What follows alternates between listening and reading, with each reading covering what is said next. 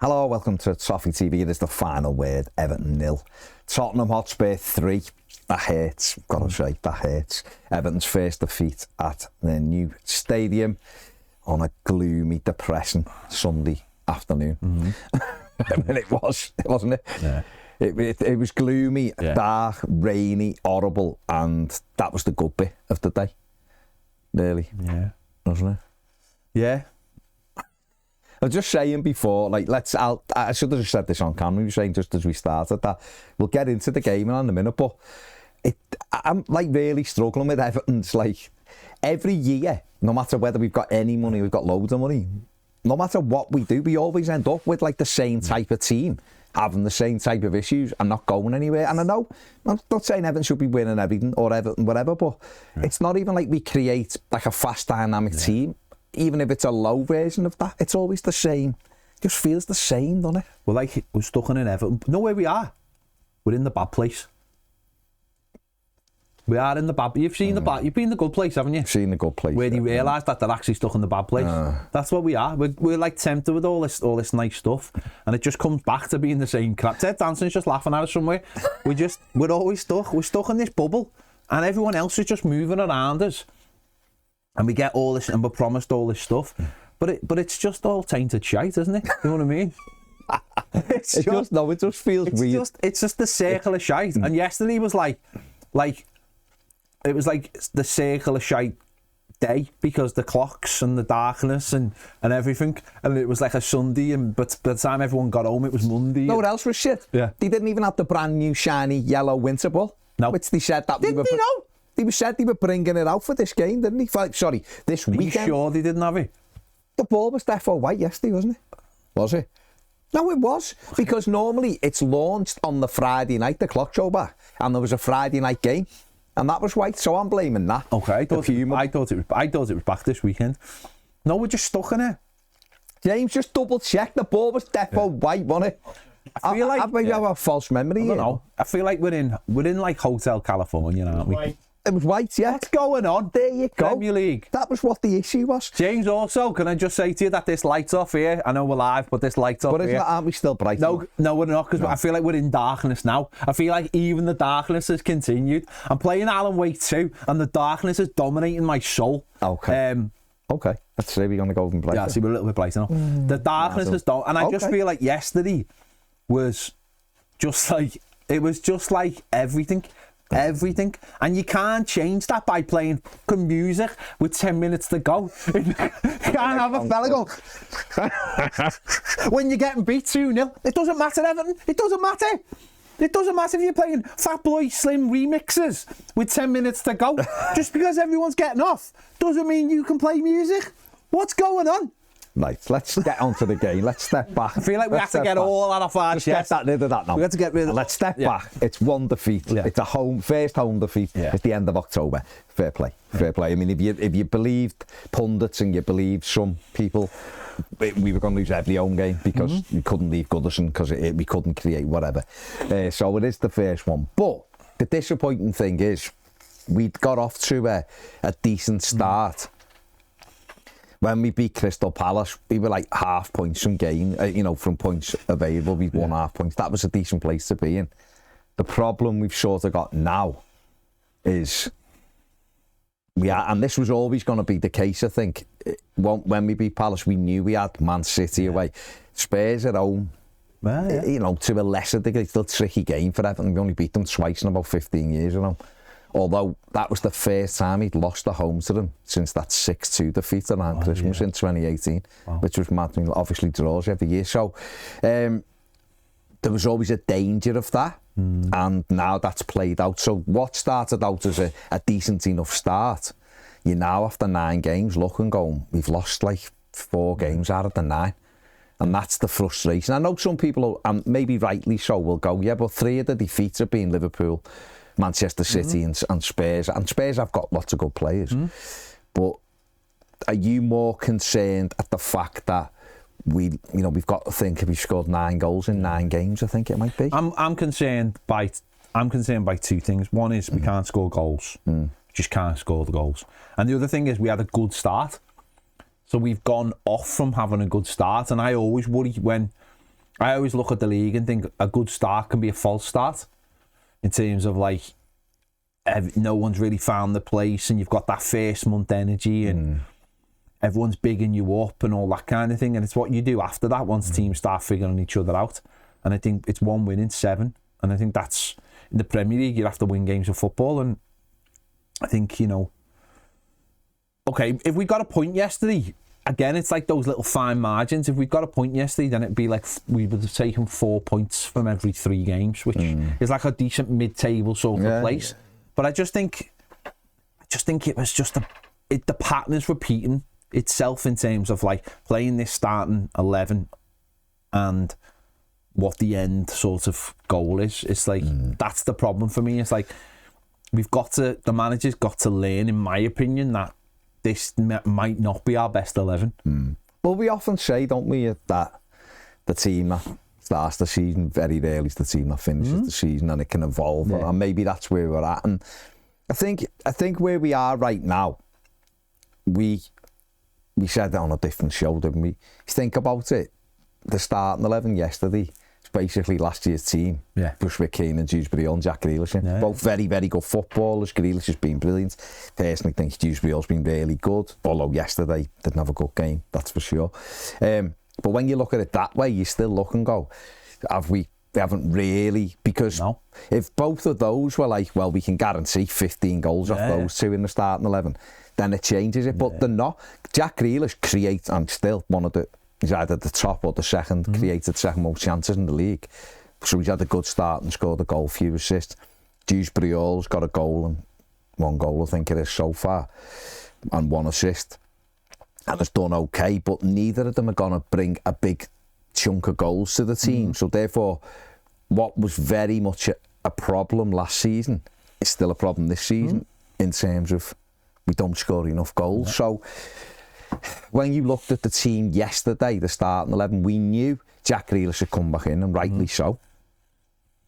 But I was disappointed Charlie Alcaraz came out the side. Was that? I'm amazed by it. No, it's dead. I've said it loads of times. It's dead easy to leave Charlie Alcaraz out. No one bats an eyelid. The media are not bothered.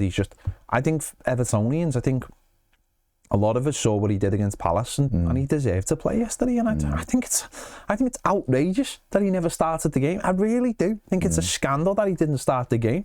If that means you've got to leave out, James Garner should have gone to right. He should have started the game at right back. Is this the problem for Everton? It's just it doesn't. We've got a 6'6" centre back at right back. We've got James Tarkowski, who hasn't been as good as what he's been. We've got Michael Keane, who the manager did say we need cover at centre back starting, and Michalenko hasn't been as good as what Michalenko's been, and therefore all of them. None of them are at peak. People can say Mike Keane's playing really well. Is he? He's doing okay. Yeah, he's doing okay. Is. And for some people, he's been better than Taki. Okay. But is there a decision then to be made? It's Jake O'Brien, not our James, although we might do all right at centre-back. Jake O'Brien moving alongside one of these two lads at centre-back, whether it be Keane, whether it be Tarkowski, because that partnership isn't keeping clean sheets every week. And then we get a little bit more offensive at right back as well, because that we are missing Branthwaite. We're absolutely missing Jarrod Branthwaite. He's our best defender. He's good on the ball. He's calm, and he gets us playing. But he's got a pace as well. You know, fantastic tackler. Yeah. So we are missing that. Him and Tarkowski together have been brilliant. Stats show you that. But he's not here. So, and Tarkowski and Keane's not working. So while we are at a stage where that needs breaking up, and we need to, and because we haven't really got, the only other option you've got at right back is Seamus Coleman. Okay, maybe Seamus is an option at home, I don't know, but James Garner goes and does that role quite well. So for you, should there have been James Garner at right back yesterday and one of? 100%.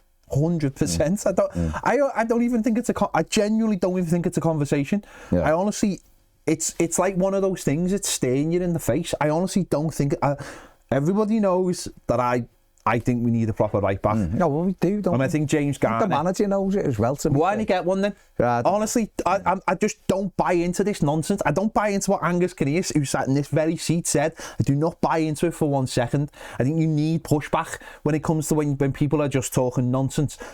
We tried, or there was... You first... thing you tried to get in the summer was a right back, and then what? There was not one available anyway. I just don't buy it. I don't buy it, and they got it completely wrong. I don't care how new they all are to the job. They got it wrong, and David Moyes got it wrong. They got it massively wrong.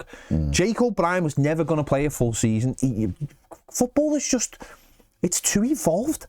People figure you out really quickly. You need talented players every single year to step up. And I just think they got it massively wrong. And for me, we've got enough midfield options now to make a change and put James Garner right back and just leave him there.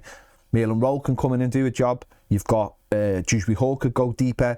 Carlos Alcaraz could go as the number 10, which seems to would make more sense to me because of his link-up play with Beto, and because we simply don't go through the middle of the park, and he drives through the middle of the park. I don't think these things need, like, really clear. Like, I am not like this mad student of the game who watches all the footy everywhere, and I just think it's really common sense. You need a balanced side, and you can't keep going down one side of the pitch all the time. You really can't. I just think if you're going to get the best out of Grealish and Njai, then you have to have fullbacks. Now, Michalenko's not good enough. I've said it since the first day he come in, but he does an acceptable job, but he's still not good enough. I just think the recruitment now is starting to blow my mind. I think it looks absolutely terrible. I really do. It might look completely different, maybe in 6 months' time, but we're not a 6 months' time team. We didn't have a good team last year. We had a good second half of the season, and a lot of those players left.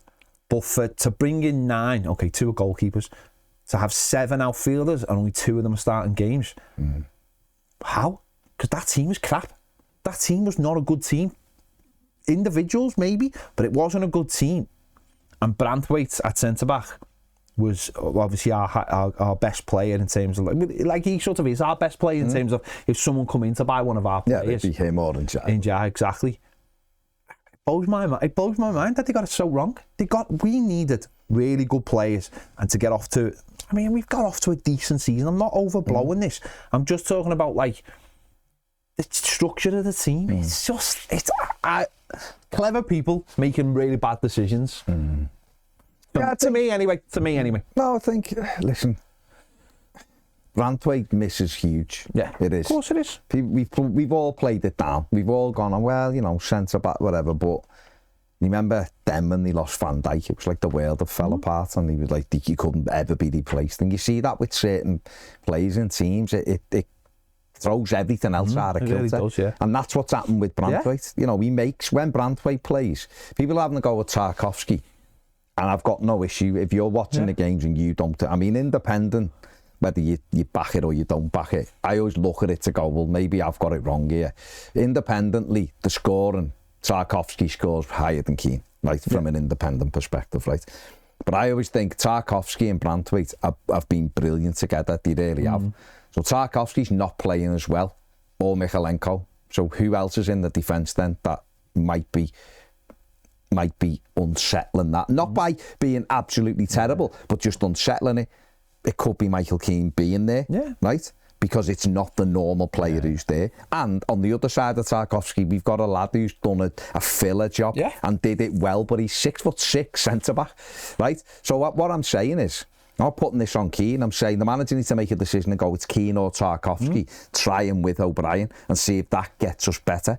If Tarky needs to sit on the bench for a bit, put him on the bench and see if the other two can crack on with it. If they can't, play O'Brien and Tarkowski and see if that gets any better. Do the right back thing, like you said. I think when we look at who comes in, I think Rowe looks decent. Dewsbury all keeps saying his best position's 8, but we're using him almost off the striker when he's not the one who's going to break forward to that role. And I do think Alcaraz he gives Everton something totally different. I think he would have given Spurs a different challenge yesterday. He'd have been running right the way through the middle, which means that there's a pass on to Beto, and also you've got Njai and Grealish there. We do this weird thing, and we've done it exactly against Crystal Palace as well. when we attacked yesterday, the same as Palace in the first half, we seemed to use both wings almost evenly. And then the second half, we just went to Grealish the whole time. So much so that Njai wasn't in the game. Wasn't in the game against Palace. Wasn't in the game yesterday. Just like out the game totally. And that would be all right in some respects if Njai could come in at the back post. Well, not even at the back post. He could tuck in because he knows his fullback is going to push alongside him. Yeah, and I think that's the other side of it. Is like Njai could start using that space in the inside, and Grealish would be the same as well. I know Michalenko played like at some point was the furthest man forward yesterday because he was trying to utilise that space to maybe get Grealish more space. But with proper fullbacks, you start inverting those wide men and then they can play in those spaces and it gives you that extra width. But because we haven't got the fullbacks, it's a massive problem. And I think we've almost like these, we're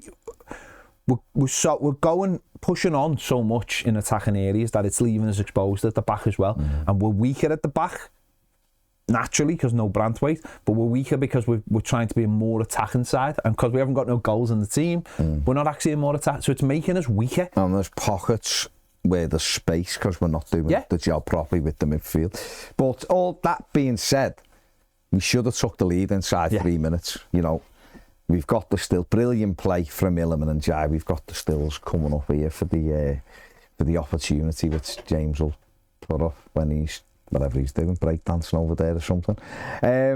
So we've got it here. I've got Beto circled in the middle, and Jai, so Danso's marking Beto, and Jai's just sent Jed Spence the shop. So he gets in round the back. Great area. You've got a Garner coming in. Jackie Grealish pulls away to the back post. We take it on. That was the wrong way round, James. But here, right, the ball's coming in. Now this for me could have been a penalty. Yeah. You've got it circled. Danso's got hold of Beto's shirt and is ragging him. Now, if he'd have gone down and rolled around, VAR might have had to look at that. And I think Everton might get a penalty there. Right? But it didn't. We carry it on. The ball comes in. Now, Beto has got himself there. He's in the 6-yard box, very much like Villa. He's got it's the side foot, 1-0. Yeah. And he gets his feet wrong again. It hits both of his feet.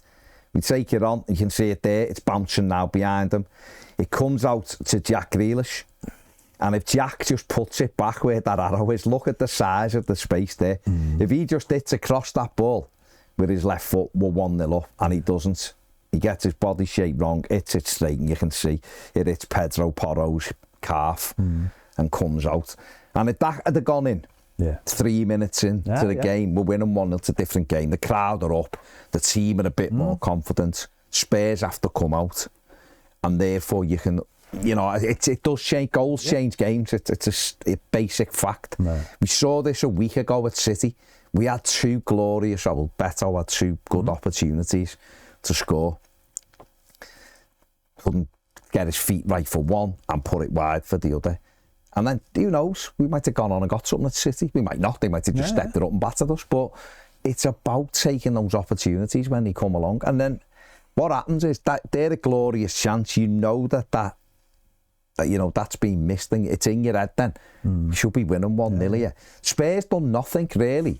And then played around the corner ball. And this is what we're talking about with Brantwaite. It's around the corner ball that should be dealt with. And it is, and I think it's Tarkowski who goes out to Mawani. And by the time he makes the tackle, he concedes a corner. But the challenge could have come in higher up the pitch. And if it was someone with more pace, would have seen him out. And they get a corner, which leads to Tottenham's first goal. And we've got the stills from that as well. James will put them up for us now. And it's a corner that Everton did very well under Deitch. You know, it's a Kudus takes it. He knocks it deep to that far post. I've got James, that's the wrong one. Come on, son. Right, that's it. Ball to the back post. Now I've got Van der Ven circled with Jake O'Brien. Jake O'Brien is marking him. Can see him. He's right next to him. So just stick with your man. The ball goes deep. The next one, and Van der Ven, look at where O'Brien's gone to. O'Brien's gone back towards the goal line and left Van der Ven. Instead of being tight to him to get a block on him. So that header's just planted back. It takes Pickford out the game. Tarky, I don't know what he's doing. He's underneath it as well. It comes into the middle. And then Van der Ven, look at him. He's got a clear header on his own to just head it past the keeper. Well, sorry, head it past Jake O'Brien. and we're 1-0 down, and it's like, they haven't really been out there half. No. They turned us, got a corner, and scored the corner. And it's like a corner that we did, but I can't, honest to God, I cannot get my head round. Keane done this with Haaland last week. He's touched tight, which means just follow him. He's the danger when it's wide. Just follow him. Jake O'Brien's there with him. He's the danger man. If that gets headed across, it's him. Stay with him and clear him out. You're 6'6". And they put this separation between the two, which makes the player's mind up for him. I just think we've been awful on set pieces this season. I know these are the first goals we've conceded. We said it last week at City. We just look so nervous. We're looking like we're just. It's like it's like, I don't know. You look at the way they defended set pieces yesterday. Everything feels like it's the control. They know what they know what they're doing. Whereas I watched this last week and I thought we were frantic off every corner. They were putting them right on Pickford, and they were really frantic with our defenders. And it's like, people just getting a half touch away and it's going up in the air. Well, West Ham and Villa were like that, and the Villa didn't do anything that day, but they had a few corners, and we dealt with them almost by hook or by crook. That's what I'm saying. But it's like there was no sort of calm. There's no calmness or control with it. I think like they dealt with all our set pieces. Again, I think they're horrendous. I think it's mad. I just don't understand it. I don't understand how attacking wise our set pieces are so bad from someone like David Moyes.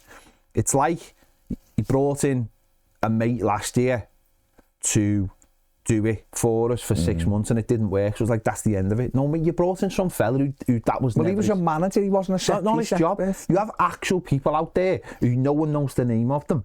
Who would, no, it's true though, isn't it? Like I'm not being funny. It's like these are set piece analysts. That's their job. They study it all week and they come up with new ideas.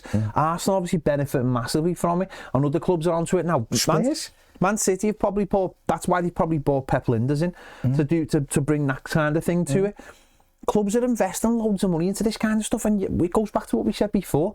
Everton, it just seems to be the same old. Doesn't matter who it is, it's just moving the deck chairs around. We never have people in charge, and it always feels like the tail's wagging the dog, and no one high up is willing to go, what are we doing?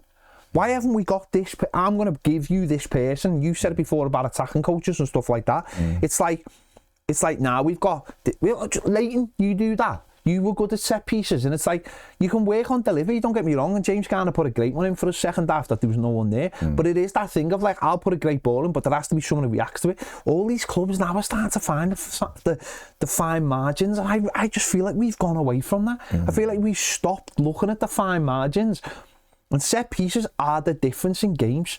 They're what open games up, and in this game it's what's changed the game. Look at the team at the top of the league are unbelievable at them. That's what they are. And the irony with that is, you've got a player who was one of the finest technical players out there, and sat next to Pep Guardiola in the dugout for Man City. Where do you think he got this from? He got it from David Moyes. He got it from every day coming into training and routine. No, we don't skip these days. Oh, we've just had a bad game on the Saturday. Get in here and do I'm sure that's what Everton will be doing this week. Because doesn't look like it. No, but I don't think David Moyes will have gone away from that. I think he'll still, especially conceding 2. He'll be fuming. Whether the need for that has slipped a little bit because we haven't been conceding them, I don't know. But I think offensively it's more important. But offensively, I think we've been shocking. We were shocking when McNeil went out there, and that again, that should never be a thing as well. That someone's in as a special teams player, because you fall into James Ward-Prowse territory then, that you're only in the team because you can take a corner. But every professional footballer should, most of them, should be able to put a good delivery in. It's what they're paid to do every day. But ironically, we almost found ourselves level from, well, we did find ourselves level briefly from the set piece, which was actually a good one from Dewsbury Hall. We've got we're just going to briefly look at this. We've got the stills here, Dewsbury Hall. Saying I've got Illiman Ndiaye circled, who was behind Vicario, which again, I don't know what he's sort of doing there offside, but the ball's coming back, so technically he's not offside, is he? Because the ball's being delivered in. But it comes in. O'Brien's there. Now, Ndiaye is still sort of behind the keeper, and there was a little nudge, but it doesn't alter what's happening. Take it on. O'Brien, they're still there. He hasn't got in front of him. He's got a clear view. The header's powered. Pass for Vicario and in. Now, had they disallowed this goal for a foul, I'd have still gone to a very, very soft one, because there's only as much contact on him as there is on Pickford with Van der Ven for the second goal. But offside, I find it really difficult. And I know I've seen Alan Shearer, I've seen Gary Lineker saying it was a goal. If you've got a clear header, the keeper's eye line isn't messed around with, he's not thrown on the floor, there's a nudge, which doesn't change anything, and he's not saving it because it's got too much power. For me, I think this is a soft one to disallow for offside. Like I said, if it said it's a foul, I'd have still probably moaned, but I'd have gone, well, all right, there's a bit of contact. I just find it difficult when people are standing in front of goalies and goals are given. Like Leeds scored one on Friday, Dominic Calvert-Lewin's in front of the goalkeeper. You can't see.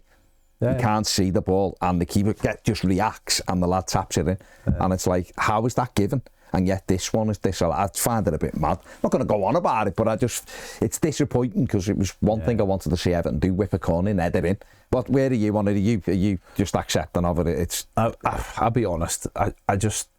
Yeah, I was in the ground. I was just like, I don't know what's what anymore.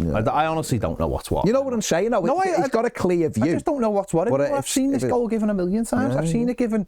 Saw one given last year, Man City at Wolves in the last minute. Saw it given. We've had 2 examples over the weekend of players like sort of standing in the eye line of the goalkeeper.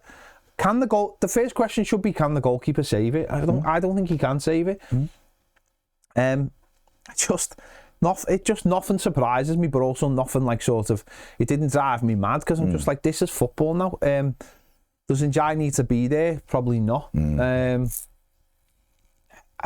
I wonder again, you wonder how much the Spurs players getting into the referee's face plays a part in then the VAR going to look at something again and again. Do they look at, I don't know, do they look at that in real time and go, that looked fine, and then they see the Spurs players and then they go, oh, was there something there? And then you look for the foul, but when you see there's no foul, you go, oh yeah, but he's offside. That's the only thing I don't really get with VAR, is like, you'll look for one thing and find another thing, and if you slow it down, you take a picture of it, yeah, he's offside, and maybe there's a picture of it, and it's like him and Grealish are like almost sandwiching the goalkeeper, and it's like, you can do that all day. Football now is just a part of me is just dead inside with it. I mean, I knew once he disallowed that, I thought, that will come back and like be a big moment in the game, because it's Everton. You never just break and then score and then you forget about it. But listen, he disallowed it. That's the way it is. We had a great opportunity again to equalise, and I heard someone on my Match Reaction thing saying, oh, we've got a deflection, and it was a Beto chance. But I'll just explain why this, to me, is a really good chance as a centre-forward. Again, we're out on, it's in Jai again. I've got Beto circled, right? He's in a decent position. He can see Jai. He's making a move. We just take it on one, Jai. That's the run he has to make at full pelt. Regardless of whether it comes in. If Van der Ven clears it, sound. But he should be flying in there, going in at the keeper. It nicks Van der Ven's foot. It does. Changes direction, right? Take it on for us, Jay. Right, there's the cross, right? And that's where he's got to get. He's almost got to be right level with the keeper, and he's got to be sprinting to get on the end of this. It nicks off Van der Ven's foot. And I don't know, have I got the side one as well, or is that the last one, Jay? This one, right? So it's coming through now, but look how far behind Van der Ven he still is, because he hasn't gambled enough to do it again. And look where it is now. Now that's almost level with him, right? Why is he not throwing himself? Because that goes a foot off the ground, because that's dropping out the air. If he throws himself, that hits him and goes over the line. I think it again, and it goes. I think it gone past, is it, Jay? That's it, yeah. I think what we've seen in the last couple of weeks is this is a major issue he's got, is that he doesn't react. He doesn't react. Well, it's not react. He is reacting. No, right? I know. Sorry. He's not anticipating. Yeah, that's the right word. He did it last week, and again, you know, last week I think people let him off. I just don't let him off. I refuse to let people off who wear Everton number 9 shirts. I'm sorry, I refuse to. You're Everton's number 9. You shouldn't be Everton's number 9. Said that all summer. To me, that's like prestigious. And we've given it to some absolute no marks in the last few years. To me, an Everton number 9 there, an Everton number 9 to me is someone who's prepared to get hurt. He's a player who's not prepared, who doesn't look like he's prepared to get hurt. Don't get me wrong, that's not saying that in terms of like he's scared. He doesn't anticipate that kind of cross. He's never there. He wasn't there last week. He wasn't there for the first one. Or he got his feet wrong, so he hasn't anticipated where that ball's going to go. He just doesn't have it. He just does not have it. And it's as clear as day. And again, someone in the summer should have just gone, get rid of this fella. Never mind giving him the number 9 shirt. Get rid of this fella and go and get me a top striker who can do the job. And I know people will go, oh, you know, blah, blah, blah. No, I'm sick of fucking excuses about this football club. I really am. I'm sick of them. I think like just, if change is going to come, it has to be ahead. I think the reason why he probably didn't was because he finished the season strongly, scoring. But he's not good enough. No, but listen, you scoring. Know that. No, I'm just saying.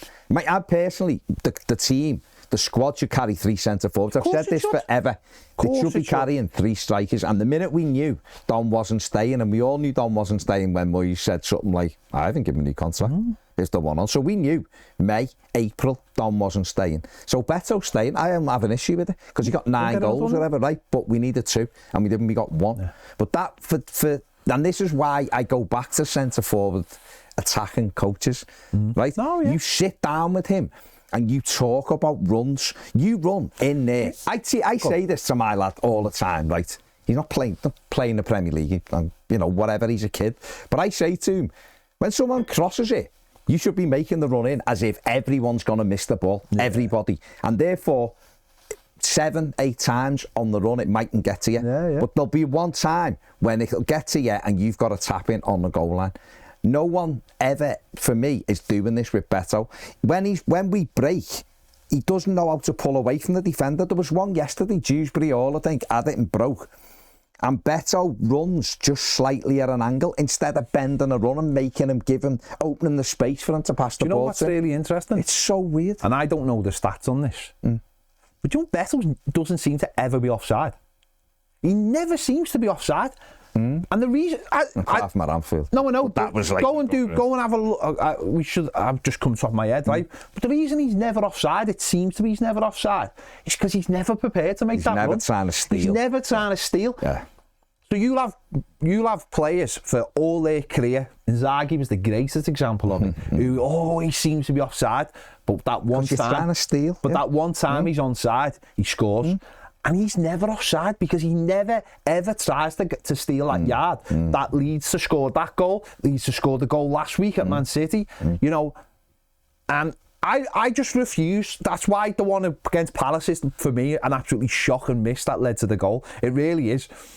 I will not give this fella's our number 9, and it's like people walking around on eggshells about him. I just don't think he deserves to be Everton's number 9. And the more I watch him, don't get me wrong, he will score goals, and he has scored goals. But if you're going to lead the line for Everton, you need a lot more. And I think there's almost like a sheer embarrassment of getting like the coaches there will probably be going, what, bring a striker coach in for a 28-year-old? Are you mad? Yeah, but you've got No, I know. You should be doing it. You should be doing it. Barry as well, who's a lad who's never played in the country. So you're bringing him in. And I think you do everything. Yeah. We can't do it. We can't affect anything other than play Ilman and Jai through the middle, which might be the only other option. A lad who is our top scorer, right? We can't do anything now till January with in terms of bringing a striker in. So we have to work with what we've got. And why not just do it for 2 months? It might be. Or you look at someone like the style of play and you look at it and go, what? We all said this. When Dyche was in charge, we all went, we're not playing to Beto's strengths. No. Moyes came in, Dom gets injured, Beto starts, and then it was like we started playing those balls around the corner. I've just had a rant about Beto on his bad side, but now I'll just do his good side. His good side is he does like running off the centre forward when he gets a certain type of centre back when he gets a certain type of ball. He is not getting that certain type of ball. The player ironically, a player who gave him it was Brandtwaite. A player who does work well with him is Carlos Alcaraz. Yeah, sure. So if he's a big reason why he scored goals, then he has to be in the team, or at least being for half an hour, for 35 minutes in a game if you're not starting him in. Because we're going to play wide and it's going to be great. It's not great. It's not working. Centre forwards are not scoring goals. The people who are supposed to score goals. So maybe we're going to have to change that style to accommodate the centre forward. I know, but I still think... don't get me wrong, I agree. I'm not disagreeing, I'm saying... I agree, give him more help. We have to work. Give him more help. Because it's those runs. If you work on those runs, you're anticipating, you're running, they'll make a mistake. Like, Thierry Henry, all of those 99 runs you make out of 100, you won't get the ball. But you're right. Keep making the run. You're right what you've just said, though. If you see Njai pick the ball up, and you've worked on that, like, every day in training, and you know where he's going to put the ball, and you almost like can calculate how long that's going to take that ball to come into the box, then you have to make that run. If he makes that run 1 second earlier, even at the touch, it might hit him anywhere and go into the back of the net. You throw yourself at it. I've seen Mateta last week. 2 of Mateta's goals last week against Bournemouth, wasn't it? 2 of them, he almost runs the ball into the net because he's just flying in, and one of them hits him, he bundles it in. The other one, he bundles in at the far post. You're never going to be ahead of the ball, are you? No. You're never going to be ahead. That just doesn't. It's not. It's going to hit you somewhere, of course, and hopefully it goes in. The first one, he can't sort his feet out, very much like he couldn't sort his feet out in the opening minutes against Villa. He taps that one in against Villa. We beat. He needs to warm up longer. I don't know. It's the anticipation, but. That's the kind of thing that we're just not getting that. And Tieno Barry's not getting those chances. And yet he had one yesterday. He done well, don't get me wrong, or he was bright when he come on, but there was one down at the south stand where the ball was running and he could have gone with the keeper, slid, and he didn't. He pulled out and just let the keeper take it instead of sliding. He might have just got there ahead of him, and who knows what happened. So I do think we need to work on our centre forwards. We go and give a second goal away, another set piece, which was equally frustrating as well. And, another corner, and the ball comes in, and Jordan Pickford, for me, has got to do better. But again, I just looked at it, and I was like, why is Van der Ven on his own with the goalkeeper, though? Where's the defenders? And, when that's coming in, and it's all on the line again, where he? But they're in front of it. So I'm thinking, all he's done, Van der Ven, just stand, basically move, and he's on Pickford. I don't understand why our goalkeeper is connecting with their centre-back. Oh, sorry, that's the contact, and there's no one near him. But I also don't understand why our goalie hasn't tried to clear him out. Jump into him, because the chances are, if you go down, the ref's going to give a foul. And he didn't. And then Pickford gets the contact and goes over. It's not a foul, or if it was a soft one, but if that had been Vicario at the other end, they'd have had 4 or 5 of them running after Pawson. And he would have gone, just have a look at it. Now, listen, it might have been, of course it didn't, but it was the reaction of our players. No one. They just sort of went, trudge back to the halfway line. It was like, that's not a good response, Come out second. I honestly thought Alcaraz had come on at half-time, so I was disappointed with the manager at half-time, no change. We come out, we got back on top in the second half. They dug in. Thomas Frank's already said that. They just dug in the second half. They offered very little in terms of an attacking threat, did they? Other than long throws and corners. But everything's wide. Doesn't it just frustrate you that we're going wide all the time? Like Groundhog Day. It's what annoys me while I'm at. It's why people might see City and they might be going, it's an overreaction, just lost one game. To me, I've seen this game, every game this season, and I think we've been very fortunate in some games that we've won them. But at least in the Palace game, being 1-0 down half time, there was a reaction, and we were 1-0 down, and there was a reaction. We were 2-0 down in this game. The manager deserves. I sat here last week with John and we talked about, like, it's like 75% with Moyes that you like, and he's going to get like that 25%. It's just like, it's like there's nothing changed, and you understand. It's like the 25% is all the reasons that frustrated you the first time he was here. It's the subs. It's like not making the subs quick enough. It's like not. It's the stubbornness. It's all these things are probably great traits, but it's the balance, isn't it? Like I genuinely believe any manager saying over a certain age just is like, it's 3 subs and that's the end of it. We don't need any of this 5 sub malarkey. Even though I know he has made 5 subs, but it's like, it happened last week. You know, the subs we made last week were just dreadful, and they were just to make sure we didn't lose the game by more. And this week we're 2-0 down at our time, and I know some people didn't think we played that badly in the first half. I thought we were dreadful because it was just do the same thing, do the same thing, do the same thing, do the same thing. That to me is insanity. I think there should have been a change, a reaction. Garner just come on for Garner going in at right back and taking Jake O'Brien out and then putting Carlos Alcaraz in the number 10 role. That would be a really positive change without upsetting the team that much. That to me is something you could have done at half time. Easy. But we don't, and we bring Barry on, and then Carlos Alcaraz comes on with 5 minutes of the game left, of the normal game left. It's just like, what are we? Do you want to win this game of football, or are you just making sure we don't lose by more? Ironically, we end up losing 3-0.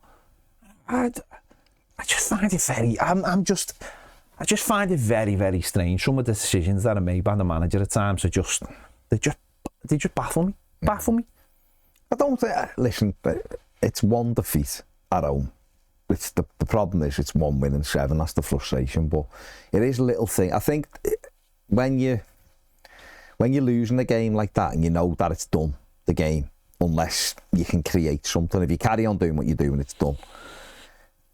To leave the, like you just said at half time, he'd have gone Alcaraz on O'Brien, and you can get away with O'Brien. It's not you haven't been terrible, but we need an attack, more attack. I'm making the switch, and I shouldn't have to explain yourself like you can, but do that little switch. Everyone goes right. At least it's a positive move. That, but I also think, why don't you throw everything at it? You're 2-0 down.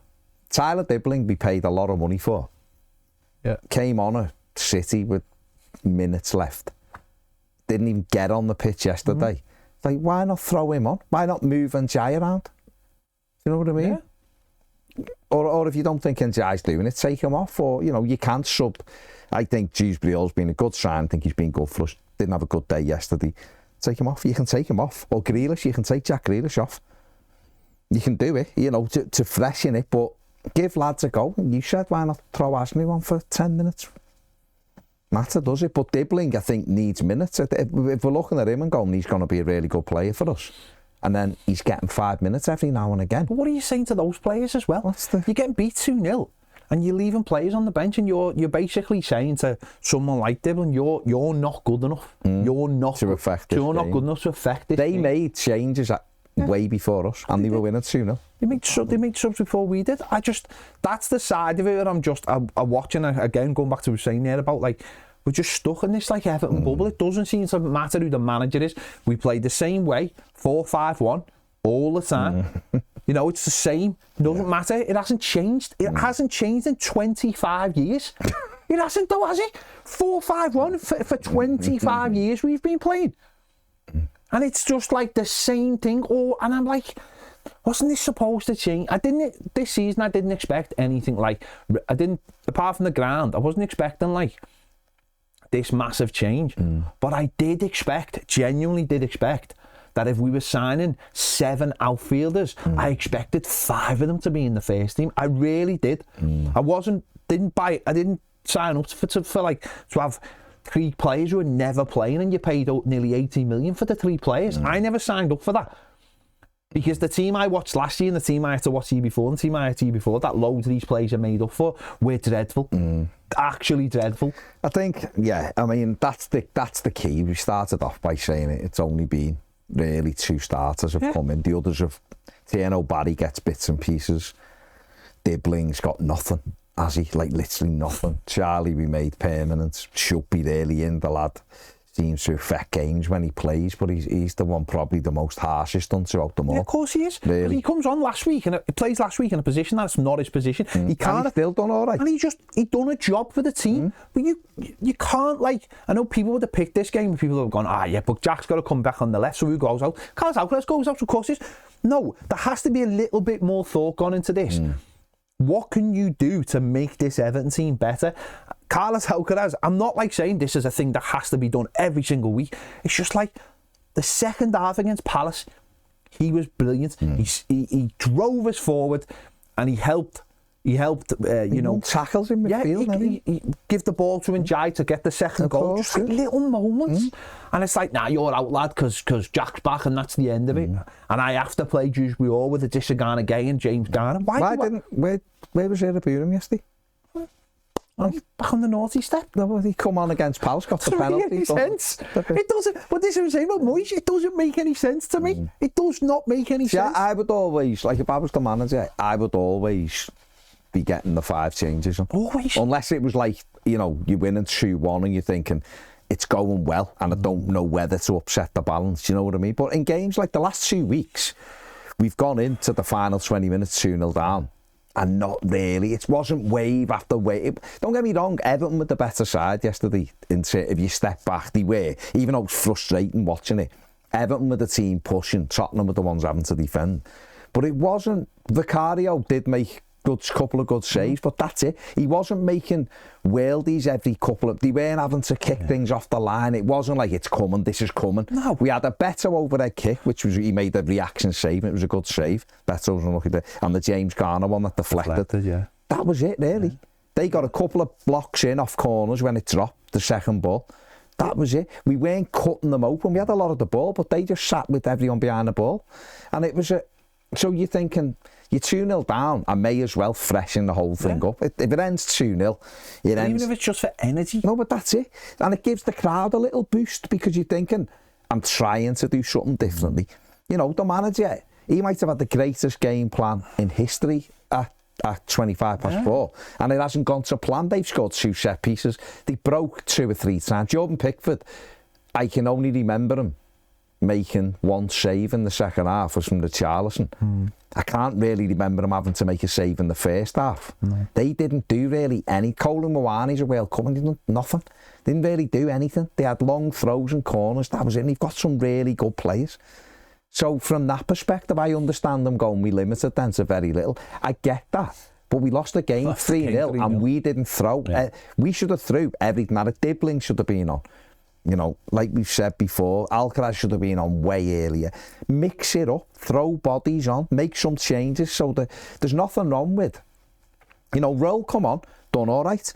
Barry came on, looked better, done all right. Good first touch out the sky, had a shot deflected, looked lively, won a couple of flicks. We got round them. Mix it up, the others weren't at it.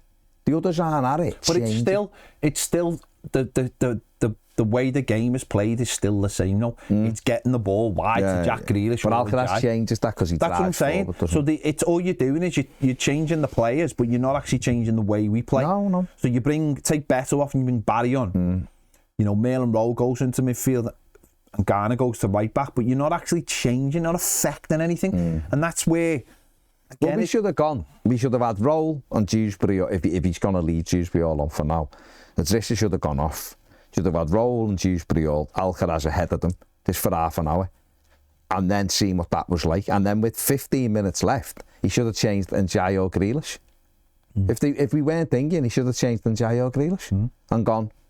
And if he doesn't feel like he can change Jack Grealish, go one, Roll sitting and get Grealish and Alcaraz either side, pushing on, switch Njai and put Dibbling on the other side, and take Dewsbury all off and go, we're getting beat anyway. Let's see if we can get a goal and put them under pressure. Sitting there on your hands and then throwing. It is funny though. It's just that's a bit frustrating. Going back to the point we said a bit earlier, Moyes, when he came in January and he said, these are not my players. Or he said, and he said that consistently, these are not my players, the players are not good enough. And he's still got 9 of them in the team. And that's and he's not bringing on the players he bought. See, that to me is really worrying. We said it last week when we said how excited he was when he got Mail and Roll. After a couple of weeks in training, he was like, oh, you should see him. It was like he's got a new toy, so he's trying to get him into the team as quickly. And I think Mail and Roll will get into the team. He will, yeah, he will. And but there's just not that. There's not that with any other players, and that's where I think we've made an absolute mess. Okay, the summer. Let me ask you this then, because that's a great point. So let me ask you that: is it? Who are you blaming for this then? Because is it on? I'm blaming genuinely I'm blaming everybody. Everyone. I'm blaming everybody. Yeah. The Freakins for not reacting quick enough.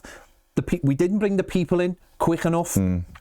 I'm blaming Angus Kinnear sat in this seat here, and he said we offered this. He had all these. He said blah blah blah, no, and this and the other. Sorry, then the structure's wrong, then, isn't it? The structure's wrong if David Moyes gets the last say on all of these players. They fundamentally got it wrong. Recruitment team coming in, dips and drabs and bobs, and some of them didn't even start till last month. All of them got it wrong.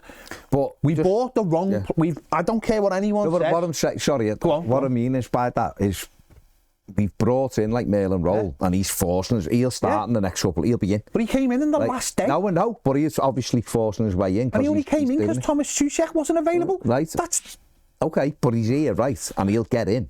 So are we saying, is this on Tierno Barry? Is this on Tyler Dibling? Because Merlin Roll's forced his way in, so why haven't they forced their way in? Because they are literally kids. Like, Dibling is smaller than me when I was 12. He looks like... I'm smaller than you when I'm older than you. That doesn't No, I know, but he looks... What I mean by that, when I was 12, I looked like him, gangly, and he's just a kid, and he will... Him and Barry might become... What I'm saying is, I'm not saying they're not good players, right? What I'm saying is, there's this thing about buying for the future, but there's also a thing about buying what you actually need. And I said this last season, when you lose a player like Decore, who's playing, yeah, and I get it. You have to have this idea of bringing 3 players in. Barry could turn out to be brilliant, right? And I've got no problem with that. But you buy a player and your next player is better. How does that work? How can you buy a player who the number one starter is a player that nobody actually thinks is good enough, and the manager doesn't think it's good enough? It's so obvious that he doesn't think he's good enough. And then you buy... So, Dibling, Barry, Asnu, they're like vanity projects. The things that work when you've got a good thing, they're not players we needed. All summer we were like, where's our right winger? Where's our right winger? We brought one in and we sort of went, yeah, that's the end of that conversation. But we never took a step back and went, is he actually what we needed? Because does he change things from Njai? Or I don't even remember when we got Dibling, I said I still want a right winger who can run. But even then, though, I don't know if we actually believed that Njai would play on the right every single week. I think we had this idea that Njai might play on the left and Grealish might play centrally. Because that's what the manager... Are you surprised Grealish is not being put there? I'm surprised they don't even swap him during game. That's what I mean. But what do I know? No, but I just think... why not? Ultimately, like, if you take a step back from this, honestly, and I know it's one defeat, but it's 1 win in 7. And I just think if you take a step back and you look that we are only playing 2 players in the starting 11 that have joined in the summer, I think that's shocking. I really do think you have to question the recruitment when you look at it that way. But one of them is Charlie Alcaraz, and he does play. He doesn't start games. No, but he should start games, shouldn't he? Okay, you can add it. But I'm saying, what I'm saying to you is he's in and out, isn't he? But we believe he's good enough to play. But he's just not playing. You've got no right back. You've got maybe, the centre half thing is being complicated by Branthwaite. I get that. The left back thing I think is mad. The Asnu thing I think is absolutely mad. He wasn't good enough on day one, and there's talk about him going on loan, and you haven't got another left back. You might as well have kept Ashley Young. It's just, again, I don't understand. I find that mad. I find these are like people who are supposed to be supposed to be really good at their jobs. It blows my mind. If you have not got players ready to play in the Premier League, the toughest league in the world, and we're already not a very good team, how's it going to drastically improve? I don't understand. Maybe I'm just really thick. Maybe that's what it is. Maybe no, but people try and make you... No, there's a bit of... Listen, right, there's a bit of both, isn't there? That I'm really thick? No, there's a bit of both. They're trying to get these players in that we want them to sign, the Asnus of the world, who others would. The problem we've got is Michalenko's playing below what we have seen him, but we still should have had someone in between. Ashley Young probably should have been offered a new contract, really. I understand Moyes now, and when we didn't keep Young or Decore, I thought there's a big sea change here then, quite clearly. There's a big sea change. But there's a big gap at left back. There's a big gap at centre forward. Yeah, big gap at right back. I still don't understand why we didn't get a fast winger. And there's a big gap at right back. And so they're the key things. If Beto, if you could, and I don't even mean Beto should be getting 18 goals a season, but if he was a bit like you could hang your hat on what he's going to give you every week, his touch is really good, his power, you know, like, I don't, and I'm not advocating this in the slightest, but, you know, the way he knew what he was getting off Mikel Antonio, and please, Everton, don't. But he knew that he was getting this workhorse, power, you know, touch is all right, knocks people about, and they play off him. You'd sort of go, I understand that.